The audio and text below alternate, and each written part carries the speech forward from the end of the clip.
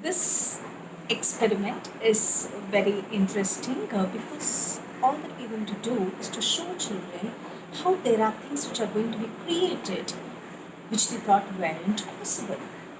So I would say, I would show my palm to the children and say, children, can you see a hole in my palm?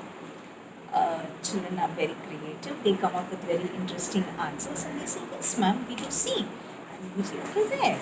So they will say, I can see one, two, three, four. I can see four of those holes, or maybe I can make one like this, or I can actually see a small little hole in your palm this way.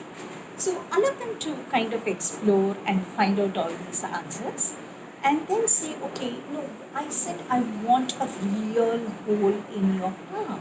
Do you think it's possible? And then I said, okay, yes.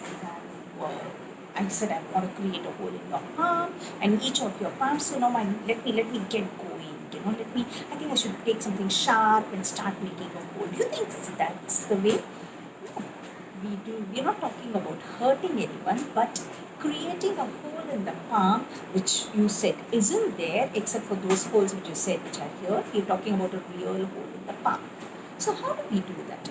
So give them a sheet of paper and say, roll it into a cylinder. Similarly, give these kind of instructions so that the children get, learn to start following it stepwise. So when you say roll it in the form of a cylinder, so the children will, let me take a sheet of paper from here, and as I'm giving you the instructions, I'm also going to show it to you on how it can be done.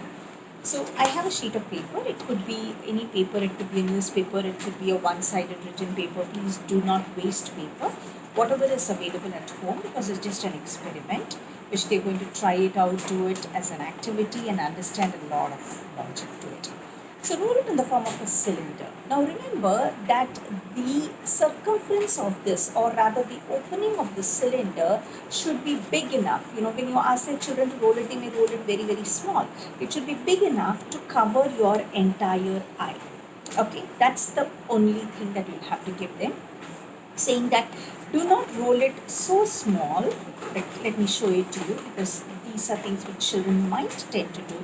So it is too small, and when you keep it, your entire eye has to be covered, but not, it is only a portion of the eye. A part of my eye comes out. So that's the reason why I said you make it slightly bigger. The circumference here is bigger so that it covers my entire eye. I'm not allowed to have half the eye here and half the eye.